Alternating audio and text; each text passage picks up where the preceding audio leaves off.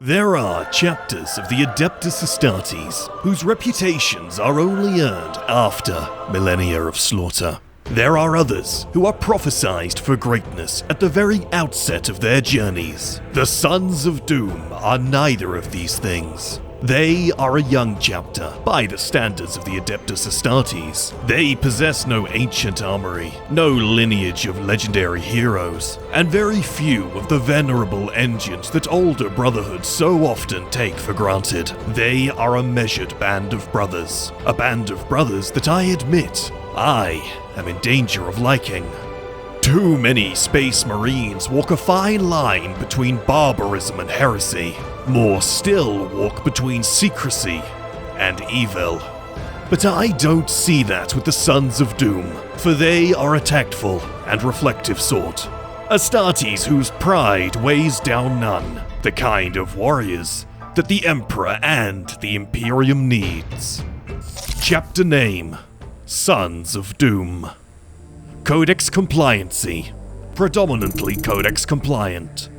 Gene Lineage: Imperial Fists gene line, successors of the Crimson Fists. Founding: 26th Founding, 747.M41. Home: Auten, a violently volcanic world in the Amdo cluster of the Priam sector. Chapter Tactics: Close Assault and CQC. Chapter Master: Horus Syrian. Battle Cry: Death is a gift. Accept it. Combat Doctrine: The Sons of Doom engage in a method of war that is stubborn defense, married to abrupt aggression. Their battle line aims to smother enemy lines in fire, though only as a means to an end. That end being to wet their fists with the gore and viscera of their quarry. The Sons of Doom possess few truly ancient assets or even land raiders. Predators, Razorbacks, Repulsors, and Impulsors fill much of the chapter's need for armor. Gravis squads are frequently used where a better equipped chapter might commit Terminators. During the chapter's short tenure, they've seemingly grown a distaste for stealth and infiltration, the likes of which their Raven-born cousins use. However, the Sons of Doom can't deny its effectiveness, and have become well versed in these adaptable tactics when facing cults of a xeno or heretical nature. Once the Sons of Doom have sworn to defend a position or asset, they become exceedingly difficult to remove. Their approach in these close-quarter scenarios forces me to draw comparison to the Iron Hands, or even the Adeptus Mechanicus itself. These Space Marines will gladly sacrifice themselves brother after brother to hold breaches and slaughter foes without a second thought, so long as their charge remains theirs. It's a costly approach, but undeniably effective. History: Their status as fresh-faced Space Marines only departed with the coming of the Risen Primarch's Ultima Founding, as the Sons of Doom rose during the 26th Founding in 747.M41. There are few chapters outside of the Ultima Founding that are younger than myself, but the Sons of Doom are indeed one of them. They come from a cadre of Crimson Fists under the newly promoted Chapter Master Dolomitis. These Scions of Dawn spent their earliest decades operating beside the Black Templars' Oberios Crusade. Under Marshal Gredus, the young Space Marines learned to mix the disciplined target removal of the Crimson Fists with the rapid hyper-violence of the Templars. The chapter would depart from the Crusade and establish itself upon Auten. From there, it guarded the Amdo cluster, situated between Imperial holdings and a warp disturbance known as Hell's Breach. Unfortunately, in only a few centuries, something known as the Gaia Harrowing would come to pass. The 2nd, 3rd, and 5th companies deployed to suppress uprisings across the worlds of Gaia. Dryax, and Holmner. The rebels, disguising themselves as Imperials, were revealed to be gene-stealer cultists. Within days, Hive Fleet Kraken descended upon the system. The Third Company was annihilated entirely. Only 12 warriors of the Second Company and 24 of the Fifth survived the catastrophe. A Retribution fleet led by the rest of the chapter arrived with guard support who proceeded to lay waste to the Xenos. Less than a decade later, the birth of the Great Rift would bring further disaster. Battling across multiple theaters, the chapter would be battered, losing even more Space Marines before the depleted companies had any time to refresh. Rabute Gilliman's Primaris reinforcements would, as a genuine reprieve, be delivered to the chapter, though their reception was one of mistrust. The now half-dead and contemptor-interred Dolomitis declared the Primaris Marines a reward from the Emperor, quickly ending the chapter's short-lived suspicion. Core beliefs. The core beliefs behind the Sons of Doom are surprisingly progressive for Space Marines so closely connected to the Black Templars. Not only have they managed to avoid the rampant divination of the Master of Mankind, but they've also fostered a culture of learning. The ex-Crimson Fist, now Dreadnought Dolomitis, has seemingly left one mark on the chapter that supersedes all others: to learn and to evolve. Despite their relative youth, the Sons of Doom, on a cultural level, fixate on how origins lead to outcomes, ever dedicated to improving themselves. And whilst my records don't actually show any great troves of scrolls or reports, one must assume that the Sons of Doom are, in fact, diligent record keepers. As a personal anecdote, I must confess, despite my usual vitriol for the Emperor's Angels, I can't help but approve of this chapter and lament their youth. If Space Marines like these had existed 10,000 years ago, maybe, just maybe, the Adeptus Astartes wouldn't be such a crooked shadow of its former self. Though I suppose my bitterness is showing. Gene Seed. The gene seed of the Sons of Doom is considered stable. Their firstborn lineage retains the known deficiencies of the Imperial Fists, with both the Suzanne membrane and Betcher's gland rendered non-functional. The Primaris material delivered by the Torchbearer fleet has displayed no recorded instability or unusual mutation. Unique structure and organizational elements. The Sons of Doom remain broadly adherent to the Codex Astartes. Several deviations are, nevertheless, worthy of record. The first is the deliberate segregation of warriors from Alton's clans. Squads are not permitted, wherever practicable, to consist entirely of Astartes from a single clan lineage. This reduces the chance that ancient rivalries of the homeworld might compromise the chapter's effectiveness. Primaris warriors inherited from the Grey Shields retain the number of their former company upon an Ashen Tilt Shield. As with the clan markings of Autonion recruits, this is intended to preserve origin without allowing origin to supersede allegiance. The title of First Master is and will forever be held by Dolomitis. Though no longer Chapter Master, his elder status has not been dampened by his internment within a Contemptor Dreadnought. He is awakened to counsel the chapter's commanders and may still be deployed if the might of his venerable warframe is needed. The office of Iron Helm is an unusual addition to the chapter. Derived from an Autonian title, the Iron Helm is a warrior of exceptional ability, both martial and tactical, who advises captains, lieutenants, and sergeants upon assaults. Though the role is technically on par with a lieutenant, the bearer is afforded much of the authorities of a captain. Only one Iron Helm exists at any given moment, and only 4 Sons of Doom have ever carried the title. The current Iron Helm is Lieutenant Hiran Nix. A strange role, I must admit. I'm led to wonder if it's truly necessary. In and of itself, it seems like just another title for a commander who is no better than those he matches. However, I suspect the role's purpose is probably as an aspirational element. Something for brothers to aspire to, thus urging them to perform greater feats. I suspect I would need to be a Space Marine to truly understand the value of these not-so-empty titles. Unique units and formations. The Sons of Doom possess no entirely unique battlefield units. Though, demi-squad doctrines are employed more than in most brotherhoods. Paired 5-man squads operate in close support, allowing one force to advance while the other suppresses. The few dreadnoughts in their armory hold considerable importance due to their scarcity within the chapter, though the Redemptor pattern is gradually becoming more common. Even so, the deployment of more than 3 dreadnoughts simultaneously is considered an indication of the gravest possible scenario. Recruitment.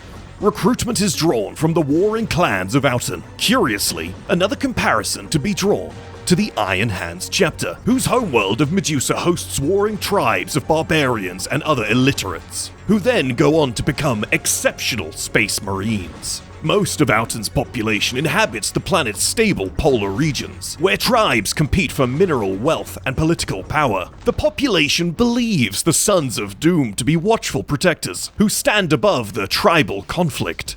Though this isn't wholly true. The chapter secretly makes sure that the warfare between the clans never ends.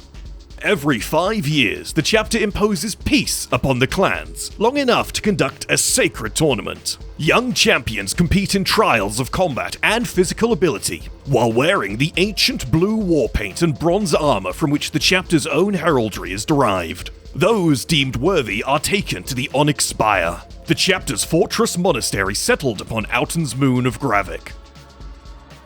The Chapter Master. Oros Syrian is the second and current chapter master of the Sons of Doom. Recruited during the chapter's earliest years from Outen's Ordov clan, he has served through every disaster that's threatened to destroy this young chapter. Syrian was marked for leadership early in his service, rising to sergeant within the 5th and surviving the catastrophic losses of the Gaia Harrowing, earning himself Terminator honors. During his time in the 1st Company, he was called upon for Deathwatch service, no doubt due to his expertise in slaying both Genestealers and Tyranids. He would return some decades later, though exploits of his time in the Long Vigil haven't come to my desk quite yet. It's a strange thing to contemplate. I have records detailing how Ultramarines and Space Wolves, among other chapters, are quick to spill the details of their time in the black. However, I have just as many, if not more, examples of Space Marines whose endeavors in the Deathwatch never come to light. My colleagues in the Ordo Xenos are a remarkably inconsistent lot. My brothers and sisters here with me as members of the Ordo Astartes have all been shaped in much the same way as each other. It never fails to amaze me how diverse our counterparts in the Ordo Majoris are. I suppose whether a Space Marine returns to his chapter from the Deathwatch with knowledge or silence depends wholly on the Inquisitors he has to deal with. Not long after his return, and after Dolomitis was mortally wounded, Sirion was selected by the chapter's leadership to inherit the title of Chapter Master. Sirion commonly fights within one of the chapter's few suits of Terminator armor and bears the Pyre Claws, a master-crafted pair of lightning claws gifted by the Forge World Adelan Tertius, after the chapter preserved it from a Chaos invasion. Sirion leads by example. This dangerous frontline habit is admired by the Sons of Doom, though hopefully he is not eager to join his old master in a dreadnought anytime soon. Allies and rivals. The Sons of Doom retain a natural kinship with other Sons of Dawn. The chapter has campaigned successfully beside the Heralds of Vandemar chapter, and created a particularly close bond with the Black Raptors chapter after the Brotherhoods both suffered at the hands of High Fleet Kraken. The Forge World Adelan Tertius is, of course, among their most valuable allies. The enemies of the chapter are much easier to identify. The Tyranids are hated with a profound intensity, High Fleet Kraken foremost. Genestealer cults are met with disproportionate violence, even by Space Marine standards. Current events. The Sons of Doom are engaged in rebuilding their chapter in this era in Domitus. Primaris warriors now comprise just shy of half the chapter. Their armory is expanding through continued support from Adelan Tertius. Redemptor dreadnoughts and Primaris vehicles have alleviated some of the shortages created by the chapter's youth and its losses. Losses that play a prominent role in the chapter's banners. However, the Sons of Doom believe that their continued existence is proof of the Emperor's favor. And perhaps it is. the Silver Hammers chapter, and the Retributors. Both Space Marine chapters I've deconstructed in detail are chock full of problems. Problems that are wholly symptomatic of the Adeptus Astartes in general. That said, the Sons of Doom are, without a doubt, an example of a Space Marine chapter that the galaxy could do with more of. I see no risk in their culture. I see no bad omens in their war doctrine. I see no ill intent from their brothers. They are a measured brotherhood, with a fair and balanced taste of all the grime and piss that the galaxy has put forth. And despite all of that, they remain adaptable and noble. Welcome to another episode of the Homebrew Review. I am Tom from Astartes Anonymous, and with me today is none other than Cambrius, the creator of the Sons of Doom, and also joining us today is none other than David, who, as mentioned before, has been a part of the Astartes Anonymous team for well over a year now. David helps with script writing and homebrewing and various other bits and bobs around the house. Gentlemen, would you like to introduce yourselves? Hi, I'm David, and Sergeant Reckless is my favorite Uma Musume. Oh no. Hello, I am Brother Cambrius, also known as Receptor 17. I am a homebrew addict of the last 19 years and infamous for creating 155 different Space Marine chapter heraldries. You're going to have to forgive me because I have read your username maybe, a couple thousand times in the Astartes Anonymous Discord over the last year or two or three or whatever, right? And I've always read it in my head as Cambrius. So if I say Cambrius instead of Cambrius or Cambrius throughout this recording, sorry. That's just how it's gonna have to be. But it's really interesting that you bring up your bazillion homebrews, because to make a bazillion homebrews, you kind of have to be homebrewing for a very, very long time. And that kind of leads me to the first thing. It's not on our questions list today. It's the first thing I wanted to quickly talk about. I wanted you to talk to the audience and talk to us a little bit about how long the Sons of Doom has existed. Because, correct me if I'm wrong, but the Sons of Doom as a homebrew is, in the real world, probably older than a good chunk of the people listening to this right now. Yes, absolutely. It was first created April 6th, 2007, as that's when I joined the Bolter and Chainsword forum, where I googled up homebrew chapters, and that place popped up. I thought, oh, cool, this is great, because my friends were just getting me into 40k at the time, and I decided to go down originally the Tau route. However, my friends then gave me Horus Rising, and I thought that was what 40k was like, not realizing that was back in the Horus Heresy era. I thought, yeah, I like this. I actually want to make a Space Marine chapter. So I went from that, started putting it together, and it is now over 19 years old and has slowly grown and developed over that time, not just in written form, but also in plastic and metal form, because I'm of an age to remember when metal miniatures were a thing, and trying to convert those was an absolute pain in the backside. And then along came Finecast as well, so I've seen all the different eras from 4th edition all the way to now. I'll ask you now if you would fill my DMs with the pictures of the Sons of Doom miniatures, because whilst they won't be present in the Inquisitor's little breakdown of the Sons of Doom, I can put them in the background behind us right now, and I think this would be a great place for the audience to see a little bit of a little bit of history, I think is probably the best way of putting it, because these models and these miniatures are ancient, doggedly ancient. I'll say it's ironic that they're old, because they are one of the youngest chapters to exist in the homebrew canon as such, within the universe, being from the 26th founding, and yet they are now one of the oldest homebrew chapters that's still active at this point. Well, that's really fun that you mentioned that, because if we rewind to 2016, so pre-Primaris, the 26th founding was the most recent known founding in Warhammer 40k, and I think only the Mentors chapter, or the Mentor Legion, is the only known Space Marine chapter to have come from that founding. And so it's a really interesting thing that you sort of landed upon here, where it's like metacontextually oldest chapter in the community, one of the oldest chapters in the community, but in the lore they're one of the youngest. With the only chapters being younger than them are those of the Primaris Ultima founding. It's a really funny little tidbit you bring us onto there. So, Let's talk about what the very first idea that became the core of the Sons of Doom was. What was the spark? Did you just wake up one day? Did you see something on a billboard? Were you watching a movie? Were you listening to a song? Tell us about that. In reality, it wasn't so much a singular spark as the chapter quite literally grew organically over the many years. But the initial root point was I went to Cardiff Games Workshop in 2007, just before I joined the BNC, actually, because I was there as a scout leader or scoutmaster, helping out with a cub troop that had actually gone to do a trip in Cardiff. And my friend David actually took me then to the Games Workshop there, and I had my first game. And it was the Battle of Macragge, because that was the opening set at the time. And as a result, I thought, right, I want to have a new chapter, because I want it to be young, like the fact that I'm new into the hobby. I was only 16 at the time. And I wanted to grow the fact that this is a young chapter where the games that I will play will be the root points of where to grow the chapter from.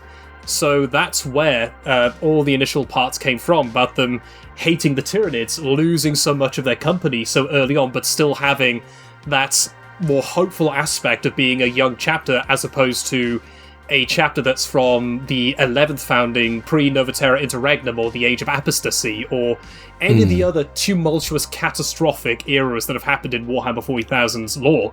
Is that more younger, but still able to suffer the blows, but still be able to fight in many ways. Very much being like Randy Marsh in South Park saying, "I didn't hear no bell." Right, but yeah. It was very strange, actually growing all these parts, because the other root point I had as well was, at the time, I wanted to go into volcanology. That was my dream job. I saw that now the volcanologists who may be listening, or in general, they will hear me mention the BBC drama Super Volcano, and they will start having brain aneurysms for how dramatized it was, about how saying Yellowstone's going to cause the end of the world at some point is overdue. Ironically, I watched that, I thought, everyone dies, but I want their job. And so I went then into doing a lot of the style of using geological terms, geological aspects that grew the chapter as well, which is why the homeworld is so volcanically active, which is why some of the names are actually derived from geological periods or epochs as well. So that was the root points for both. So were there no... outside of, the volcanology and that sort of natural kind of growth that happened with the chapter, was there no historical pop culture or even anything in 40k itself that helped guide that sort of first spark of the Sons of Doom? I think the only thing that did grow from it was the 4th edition codex, because I was given a copy of that and I was leafing through it. For those of a certain age, who remembers the Tyrannic War veterans, or the Tyranid hunters the Ultramarines had? Oh, wonderful old models there. That was one of the root points, because at the time, the idea was my other friend Chris, he was going to start a Tyranid army. So I thought, okay, let's link that together where we have my friend David's Chaos Army, the Hatred's Tools, that's referenced in the longer document. That was in there, and then the Tyranids were going to be the first part, because we both started, we'd likely play a lot of games together. That never happened in the end, but that was the root point, saying, okay, I needed to have something akin to what happened to the Ultramarines with the First Tyrannic War, where they lost their entire first company at the southern pole of Macragge. But I wanted to make it my own way, where they have those bad lucks. But otherwise, there wasn't really much of a pop culture reference that kind of grew into it. Maybe some influence possibly from my family, with my dad being then a major in the territorial armies, now called the Army Reserve in the UK. That was some of the stuff. So I knew from some militaristic styles with Band of Brothers and other bits. They were small little influences here and there, but the biggest point of influence was Horus Rising, because that was the Horus Heresy novel that I had at the time that really got me into 40k a lot more, inspired me to make a Space Marines army.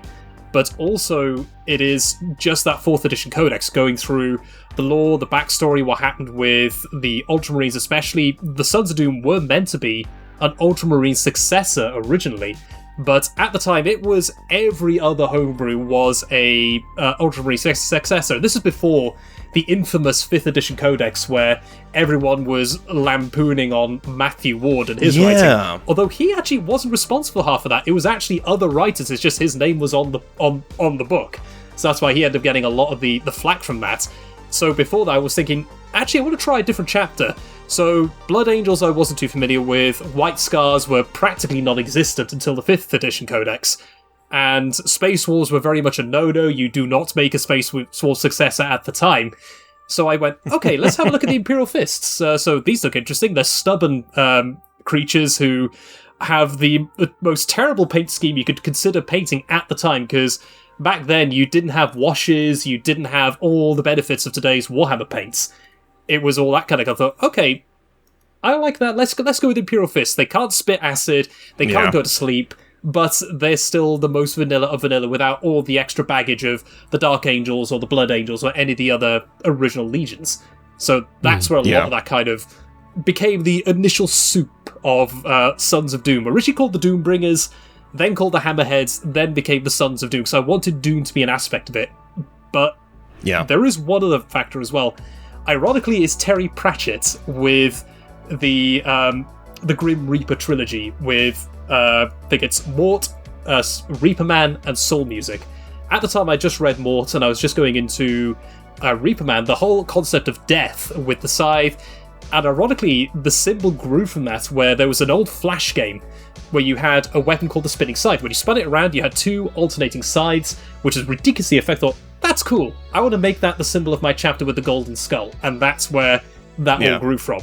So it was the concept of death, Horus Heresy with Horus Rising, and Volcanology were pretty much the main components with the 4th edition codex that grew the chapter. Very cool. I just want to actually just circle back to something you said very quickly. This is almost more for the audience's benefit than it is for ours. You said that around that time in 2007, Ultramarine successors were exceedingly common, a commonplace thing, and perhaps them being so common was a factor in sort of steering you away from them at the time.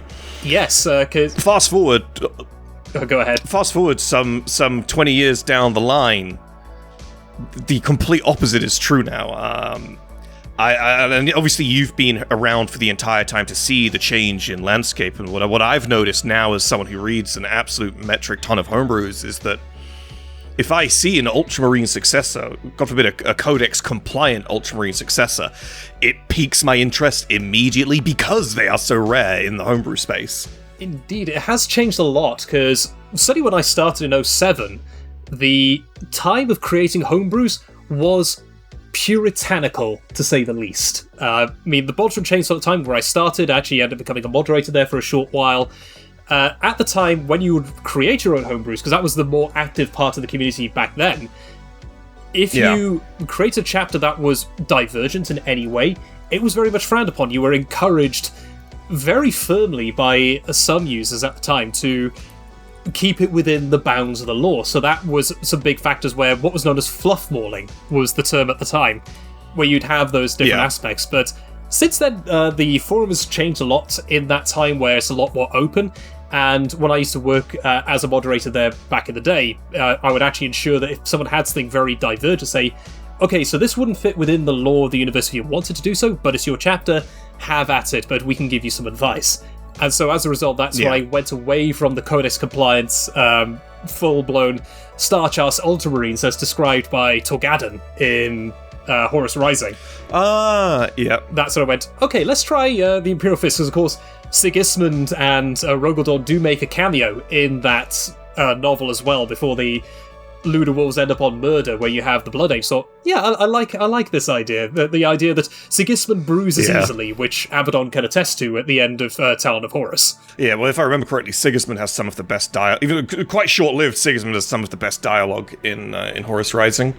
Yes, he does. So one of the other things we wanted to talk about, there was very clearly a really big thing for us when we were reading your homebrew document, and when the Inquisitor was going through.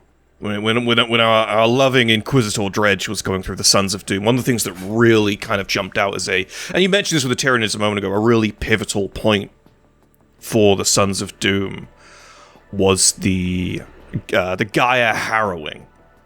How did that, after deciding you were going to do it, how did that kind of help you, sort of help you guide the creation of the Sons of Doom as a chapter and as a document? Yeah, it really did, because at the time I wanted to have that kind of disaster, and it befitted a lot of my first games, because the level of luck that I have when playing on the tabletop is on par with the Lamenters, to the point where my plasma weapons have killed their wielders more than the enemy in my 19 years of playing. Oh no. I have managed to blow up a unit behind me with a scatter dice with a plasma cannon. I have managed to get an entire assault squad and librarian stuck in a pillar off the table with a roll of 12 with the Gate of Infinity in 5th edition. The litanies of terrible luck just were integral to growing. That was where the Gaia harrowing grew, because originally it was just a story of why they have such low numbers was that they had lost it, because one big factor as well was the trait system that you had with the 4th edition codex, where you could have a very divergent chapter, codex compliant, or mildly divergent, where you would have a major divergence and a minor divergence, then you have to have a major drawback or a minor drawback. I went with 2 minor divergences, 1 major drawback, and that was that they didn't have any old stuff, they didn't have barely any dreadnoughts or Terminator armor, all that kind of stuff, because they were so young, and that they lost a lot of their stuff in the Gaia harrowing, because the Tyranids literally arrived and went nom nom nom. Following that, it then led to a lot of the story that went on with the Sons of Doom, where they kept having terrible luck, where they end up having all these bad incidents where they faced the Hatred's tools on Erdivus, which is actually based off of a game that I played with my friend with his Chaos Army, the Hatred's tools, where I got tabled by turn 3 very quickly, and then my second ever game was against the Tau, and I got to experience the Fish of Fury as my second ever game ever of Warhammer 40,000, which, again, table by turn 2. So those were important factors of growing the chapter's aspect of resilience, and then just being defiant and stubborn, say, we are still here, which ironically befits the fact that there's a lot of Welsh influence later down the line with some of the names and also my Welsh origins that you have with David Iwan's song Amar Hyd, We Are Still Here, became a huge part of their initial flavour to say, we're stubborn, we focus on our past to see where we go in the future, and we may be beset by terrible luck and all the losses, but we will still do our duty as Dawn expects. Yeah, it's actually a perfect... the We Are Still Here maxim fits perfectly into this next question, because one of the most distinctive aspects of the Sons of Doom, especially in their document, it was something that made me smile, because I am a huge fan of the indomitable human spirit and hanging on to hope in the face of awful odds. So that really stuck out to me, is this indomitable sense of hope that the Sons of Doom, despite their name, they hold on to it. So can you shed some light on how you go about balancing the hope, but without stepping on the toes of the innate grim darkness of the setting? It was very difficult, because you do have that grim dark aspect, which of course has been dialed up even more in later editions, with 8th edition introducing the Cicatrix Maledictum, which I will say for us old heads in Homebrew, that was a real pain to rewrite all of our chapter stuff when that happened, and then trying to keep that hopeful aspect, despite the fact, again, they've been whittled down in number, but the Torchbearer fleet arrived, so it's trying to keep that kind of high then low, then high then low, as opposed to keeping the high level all the time. But with that hopeful aspect, the fact that there's such a young chapter as well is likely why they still have that tinge of we can still manage this, as opposed to if they were a chapter born back in some of the earlier foundings, even if it was, say, before the Age of Apostasy or the Nova Terra Interregnum, or even the Sentinel founding in the 23rd, they would have had a lot more time for bad luck that probably would have given them the chip on their shoulder, or more of a tinted and tainted aspect of their outlook, where they still have more of a gallows humour, as opposed to the actual tint of hope they still hold, where we are still here, we will still fight, even until the last Son of Doom stands to do this. Because the name actually originates from the fact that they are not so much doom for themselves, they are the doom of those they face. So they are the doom of those who dare to face the Emperor and his sons, which they see themselves as the grandsons. That's where the name grew from. But it was very difficult to try and keep that aspect of they still think things can be better, but they're still being given gut punches every 50 years or so because of the nature of the grimdark universe. There are more Tyranids. There are, the Hell's Breach. They've got the Chaos issues to deal with now with the Cicatrix Maledictum, the Noctis Aeterna. All of that is still ways of tempering their hope and keeping that grimdark reality going on, but they still want to be defiant. It reminds me a lot of how Stan Lee described how he originally wrote Peter Parker, in that Peter Parker has this kind of indomitable hope, and he knows that he has to keep going, right? This human spirit, right? The strongest moral compass in all of Marvel Comics, right? And he said, I couldn't find enough problems to give Peter. I was always trying to brainstorm more problems to give him. It sounds a lot like you're doing something similar with these guys. Ironically, it probably was a subconscious influence because the Spider-Man cartoon in the 90s, back when Marvel were owned by Disney, they had X-Men, Spider-Man, Silver Surfer, Fantastic Four, and Iron Man had their own standalone cartoons, but Spider-Man was my huge focus as a kid. And that aspect of his constant hope, despite all the things that happened in that particular cartoon where Mary Jane turns to water at one point, he loses Mary Jane, you have what happened with Ben Parker, and he still has that wisecracking, hopeful aspect. So, in fact, that probably was a very subconscious thing that I hadn't even realised was an influence of what became the Sons of Doom in this current day. So one of the things that really stuck out to me with the chapter that I thought made them really special, and certainly made the Inquisitor, our Inquisitor Dredge, think they were really special, was this emphasis the chapter places on history and legacy, and maybe even a little bit more specifically, if I might be a bit anecdotal, the lessons learned from those. That sort of adapting and improving from your losses. Is there any kind of advice that you would give another homebrewer, maybe someone which is most of us, who's not been in the homebrewing space for as long as you have, who are also sort of intent on writing a chapter history or placing an emphasis on their own chapter history? I think the biggest thing I would say is you don't have to make something unique for the sake of being unique when it comes to doing chapters. Because the first time everyone writes a chapter, when I first wrote these guys, they were so wildly divergent because I wanted it to stand out from everything else. But the difficult part of it, and it is an art, I'm still learning it even now, is being able to have something slightly different, but still having it within the bounds of what you would expect with a standard chapter. And that was one part of their history, was the way of writing the importance of their past and their origins is just to help them basically be unique and different, but without breaking a lot of the other rules you would have.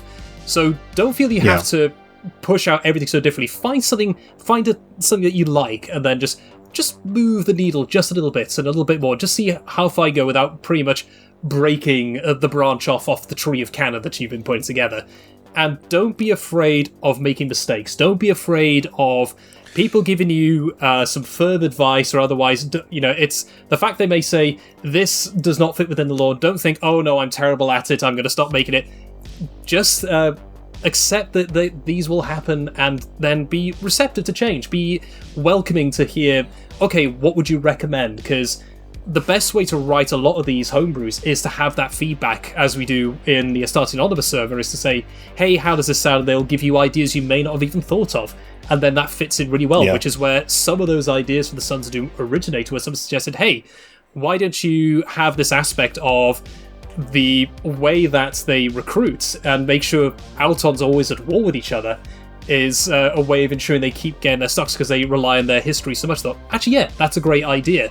And then take that in there. Just be happy to receive feedback and be more than welcome to try some of those different aspects. You don't have to take everything, but something you like and you think that fits well, by all means, always be receptive to it. Yeah, I think maybe just to piggyback off that myself, just throw something out there. It's something that I do with my homebrewing is like no one likes being told that's not canon or that doesn't happen in canon. No one likes being told that. But if you trust the people who are saying that to you, if you trust their experience, you trust how much they read and how long they've been around, etc., it's still a valuable thing to hear. But there is one thing I like to do in homebrewing, and this is applicable to more than just histories, that no one can ever say that to. That it's not canon or not anything, and that's when you say, I'm trying to fulfill this theme, and then the theme is whatever you want, right? If your goal is to have, like, fucking 5 Gloriana-class battleships, then obviously someone's going to chime in and be like, okay, get a grip. But if you said you wanted to actually approach a different theme, and the theme is something... I talked about this with my Victorious Sons homebrew. The theme is pompousness, an ivory tower chapter. That's the theme. No one can tell you that's wrong. And so then the goal is no longer, how do I make the Gloriana-class battleships fit? The goal is, how do I make them seem pompous and well-off and better equipped in a totally materialistic sense, rather than... oh hey, yeah, it's important to me that my chapter just has things. You know what I mean? So yeah, I think themes are sticking to your themes and trying to fulfill themes as the thing that you're gonna like plant your feet in the sand on and not budge is way more important than specific narrative elements you may try to fulfill with your homebrew. But like you mentioned, David has said this to me a bazillion times. When it comes to retconning your own work, don't be afraid of it. Until you publish it, it's always a draft. Until you've printed it off and put it in a book, it's always a draft. It might be your first draft, it might be your 31st draft. But if it's a draft, it can change. And if it can change, it can be better, and you can make it better, and you can improve as a writer. Take Zinch's advice. Change is good. Change is good. Change is very good. If I might chime in just a little bit of additional advice for the aspiring homebrewers out there, to piggyback off the themes, always ask yourself, especially when you're writing your history, take a stab at writing it backwards. Figure out where you want them to end up, and then when you're at the finish line, look backward and ask yourself over and over and over again, how did they get there? And what was the immediate thing that led to this?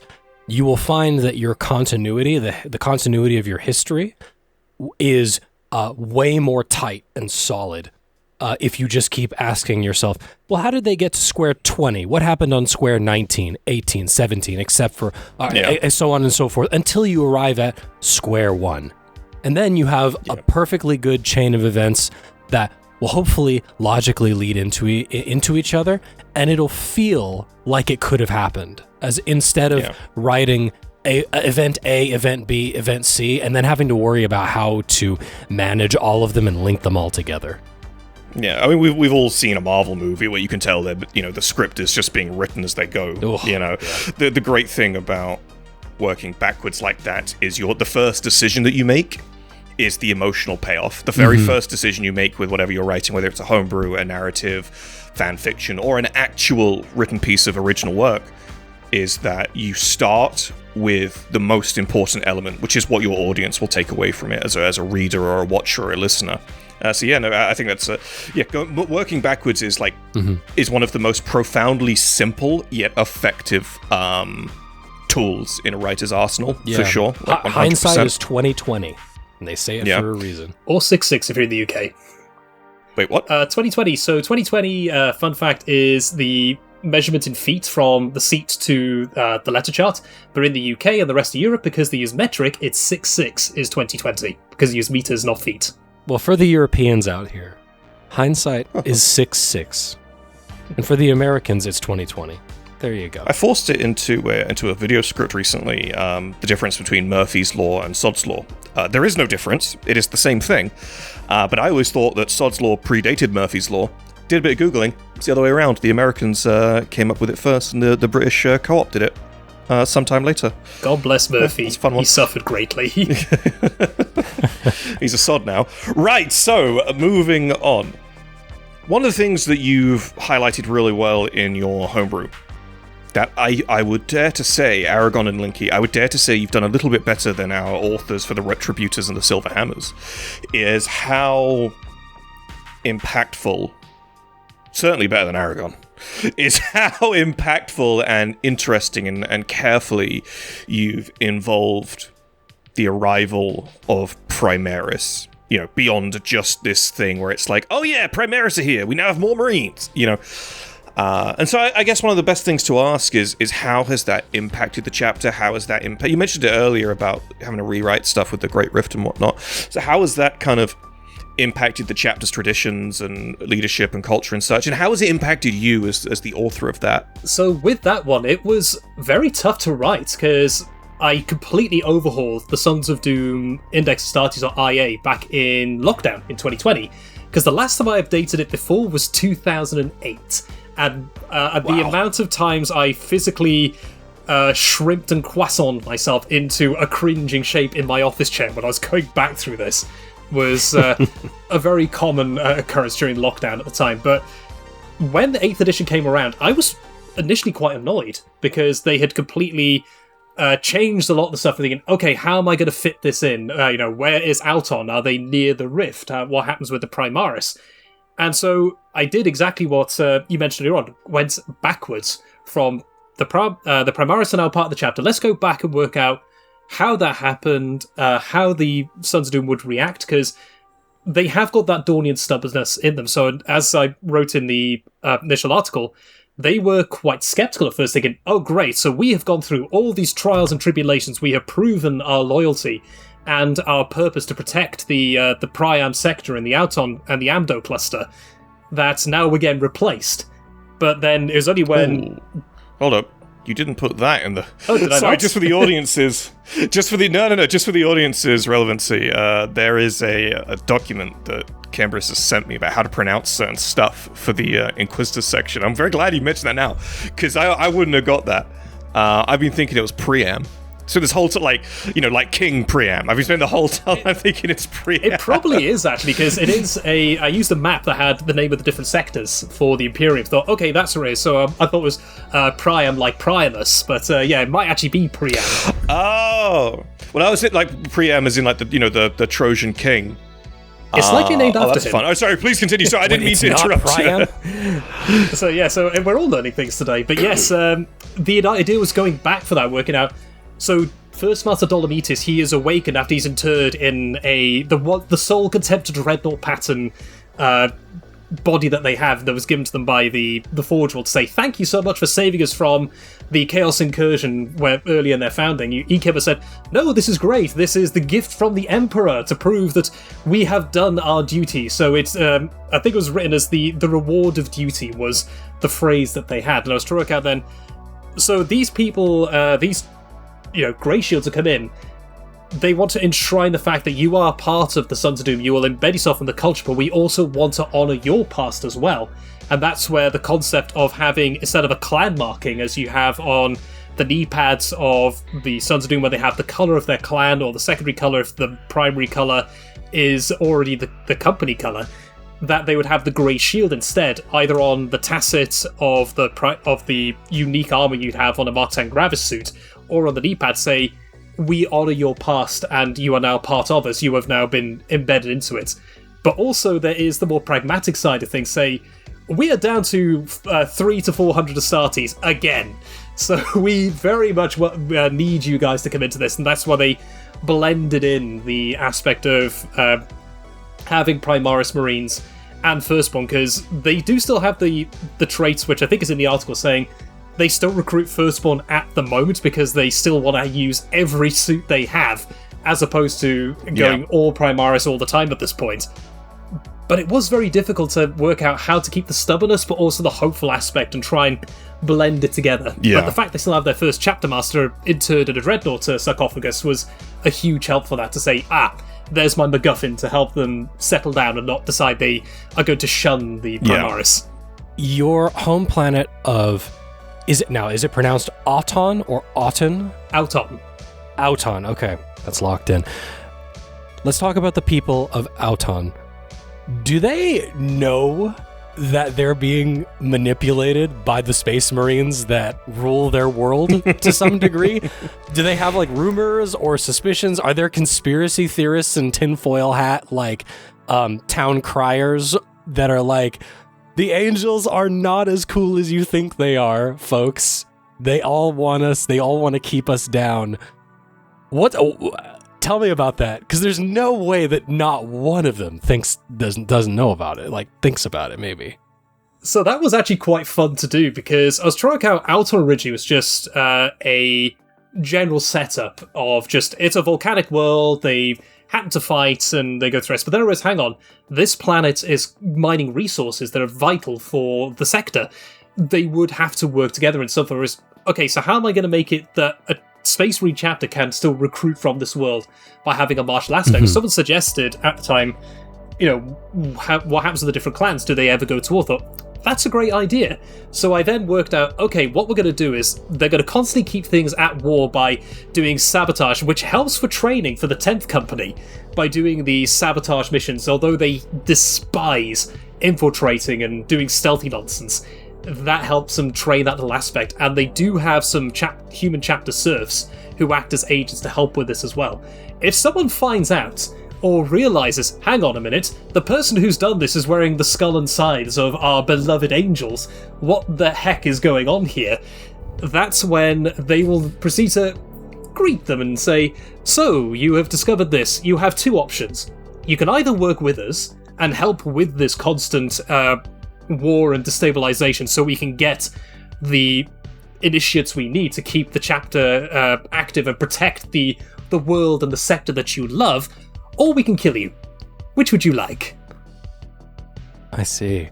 I don't know if this might be spoiling something, but it sounds like, at least in the near-ish future, you might have a rebellion on your hands if too many people find out. That is something I might actually look into, maybe for a short story later down the line, because the irony of Auton is they used to be a guard world, because they had mechanized all these different regiments because they were designed to fight in volcanic and hot planets. So it was perfect. But they all got eaten by the Tyranids during the First Tyrannic War. So the Sons of Doom rocked up and said, actually, no, we're going to take this planet. It's perfect. It's in the right spot. So that would also be a aspect where the 44th Autonian regiments are they're amalgamated. They will never recruit again. They will soon run out and disappear, never to be seen again. So that aspect of hatred and losing that martial history is potentially an option where they could have that rebellion start to ferment, and then the Sons of Doom have to put this down on their own planet, and maybe not go down the route of Perturabo or he did with Olympia or otherwise, but it's definitely something I might look into more, where two of the clans work together, or the Sons of Doom are so hard pressed with what's happening elsewhere that they completely miss what's happening on their own world. And then that grows part of their future history that could lose some of their hopeful outlook as a result. There's one sort of question that we want to try and get in the habit of asking the creators, the authors of these wonderful homebrews as we go. Something a little bit more meta-contextual. And so to sort of end off, we wanted to ask a little bit about what kind of 40k novel do you think fits the Sons of Doom best? Like, what kind of story would you like to be able to tell about them, given the opportunity, and why? And maybe even some canon book comparisons, if you would be able to as well. It's a tough question. I've never even thought about if they were put into a novel, but I think the closest would be one of their inspirations, which was in fact, it was actually the inspiration for my second chapter that I have an army of the Vanquishers, where it was the Space Marine Battle series, specifically Rindsworld, the story of what happened with the Crimson Fists, where... Ooh, Rindsworld's a good one. It's still one of my favourite novels, full stop, just because of you have the disaster at the start where the Arx Tyrannus gets blown to smithereens, and then they have the aspect of survival and also having that same Dornian stubbornness, which ironically both of the chapters descend from the Crimson Fist, so it would be very close to that kind of style. So that would probably be the closest thing I'll get to, where they either deal with a cataclysm again, whether it is due to the Hatred's tools showing up again, or they end up dealing with another Tyranid incursion of some form, or what happens with the Cicatrix Maledictum.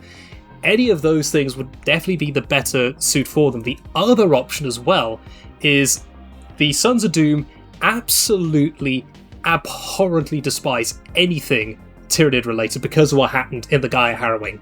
And so if you end up they find a, what are they called? The Gene Stealer cults is on a world where they come across that and they find, oh, it's Gene Stealer cults. That would probably be closer to the Wrath of Iron novel that Chris Wright wrote about the Iron Hands. That level of just cold, angry, just executing everything because you are infected by the Gene Stealer cults. No, we cannot stand this. We cannot allow what happened in the Gaia Harrowing to occur here. So we're just going to completely wipe out any aspect of the Gene Stealer cults. You see the Hopeful Tim, but also they are still an Astartes chapter. They are still Dornian in their way, where they will just be ruthless in clearing everything out. So it would be a mix between the two. Would definitely be the option. Who would you want to write it? Of the Black Library authors? That's tough. I mean, because it depends on the style. Because when it comes to combat and some of the more character stuff, Aaron Dembski-Bowden, I still hold to the highest regard on that one. And in fact, I did actually communicate with him at one point, where I actually did paint his wife's chapter, The Shadow Wolves, which then became canon, when I tried to paint all my different chapters at one point with some Black Templars I managed to get off an eBay job lot. And yeah, his style of stuff when it comes to combat, when it comes to the thinking of the Astartes, that would work very well, especially with the more brutal aspect of them dealing with a Gene Stealer cult and seeing that more ruthless aspect that the Sons of Doom possess. The other one would probably be maybe Nick Kime or Dan Abnett would be the two other options, because they do stuff very well. The other one might be Sarah Corkwell. But it's tough to choose. There's so many good authors, and what would suit the flavour of the Sons of Doom. It's really tough. And if you mentioned that at the start of the question that you not really thought about this question as a novel, does that mean something more akin to a Badab style index is the kind of thing you've sort of always envisioned? Yes, definitely. The Badab books were some of the most influential creations of the late Alan Bligh, God rest his soul. That very much defined a lot of the style of homebrews people made following those Imperial Armor books. I think it was Imperial Armor 9 and 10? Those particular styles became so important because it focused not only on who they were, but also the battle reports. You got to see how they operated in combat, but also how they reacted to certain events as well, whether it was the executioners when they saw what happened to the salamanders on, I think it was Pyroglory, whatever it was called, where you had the rest taking the gene seed. That would very much befit, I think, the Sons of Doom much more of having that kind of index and storyline more than maybe a novel. But I could see a novel being done, especially with those two methods I mentioned, whether it is dealing with terrible odds against all odds or doing the Gene Stealer cult and dealing with the Tyranid incursion. For sure.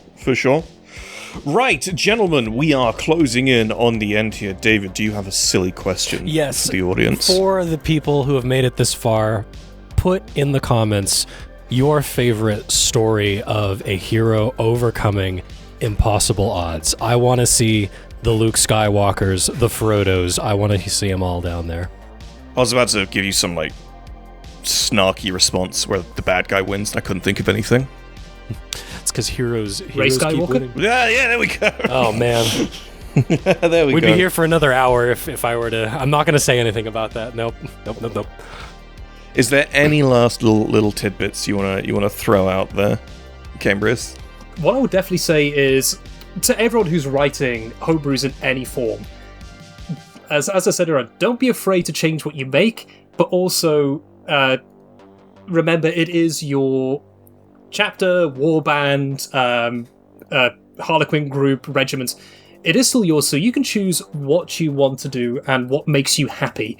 That is the bigger fact of it as well. But I also do want to say a big thank yous to those who actually helped create the Sons of Doom over the years, because The Astartes Anonymous server has been great for that, so I do recommend anyone who's listening and isn't part of the server, please do join and interact there, because there's so many great people there. The old heads of the Boltron Chainsword, Sigismund himself, Ferrata, Ace Debonair, and all the others, and Ollis Redder, they all helped to grow the chapter to what it is now, where some of those ideas you'll have, don't forget to write them down when they come to you. Some of the stuff that I've written came to me mid-paint session, including the colour scheme, because it's so ridiculously unique compared to any other chapter, because that just came about when I was painting.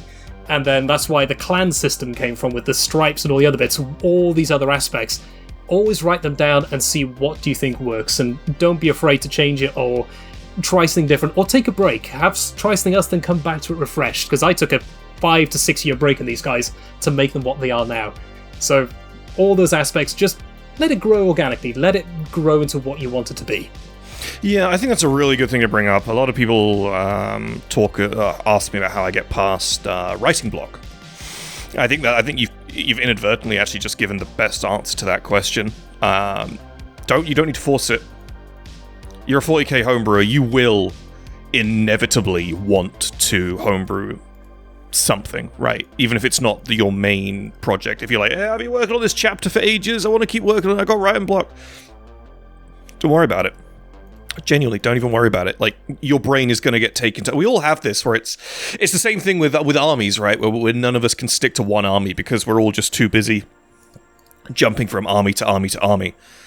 So just, let it flow naturally. If you're homebrewing your Space Marines and you're suffering from writing block, just let yourself homebrew something else for a spell. Come back to it when the passion reemerges, because it almost certainly will. Right, David. Any last little bits? What was your question again? Oh yeah, put down in the comments. I want to see y'all's favorites, instances of a hero overcoming impossible odds, just like our beloved Sons of Doom wish to do so with their every waking breath. Also, on overcoming writer's block, there's a couple of different ways to do this. You can put it down for like a while. You can take a break. You can take a breather. You can go to another project. Or you can take another approach, which I'm trying to force myself to do, is keep writing even if you don't think it's good. You can always backspace later. Yeah. But I found it helps me a lot. Write something down, write a page, write 2 pages, 2,000 words, or something. If it's garbage, erase all of it later, but keep what's good, and then erase what's bad. Eat the leaves and spit out the sticks. That's really interesting. That's like similar to some of the advice you gave me a while back. Actually, you gave it to somebody else. I just piggybacked off it. The advice about first drafts, and it's basically like, don't even worry about writing deep fried garbage. Like, just do it. Just write some hot fucking dog shit. Yep. Because within that dog shit is going to be a little nugget, a little kernel of goodness that's going to give you your guiding star. Exactly. And if it's not there, just keep writing more dog shit, because you will eventually find the path. Yeah. Do you know how many tons of valueless earth that gold miners have to move to find a little bottle of gold? Don't be worried about moving tons of literary earth to find your little bottle of gold. It's there. You will find it. Can confirm, because all the Sons of Doom stuff, so much stuff was written and cut that distilled into what we have today. So do not be afraid to do that. Excellent. Right, thank you so much, Cambris, and obviously David, thanks again. If you are watching this, please do consider joining the Astartes Anonymous Patreon. The Homebrew Review is a very niche kind of thing. It doesn't reach a huge audience, but we know that you guys who do like it a lot, so if you are enjoying it, please do consider joining the Astartes Anonymous Patreon. If you do join the Patreon for Seasons 2, 3, 4, and beyond, we do have specific slots for the Homebrew Review just for patrons, which we'll get to later in this season. And as usual, don't forget to like, subscribe, share this around. I will put a link to a couple of links to Cambris's Homebrew in the description down below. So thanks again, Cambris. Thank you again, David. It's been a pleasure, gentlemen. Any last tidbits, or can I say goodbye? Take more pictures with your loved ones. Future you will thank you. Yep. take more pictures with your loved ones. Hug your cat. Hug Talk your dog. to your mom. And talk to your mum. And don't forget to stay hydrated. Right. We'll see you guys next time. Goodbye, everyone. Jagebaar, goeiedag.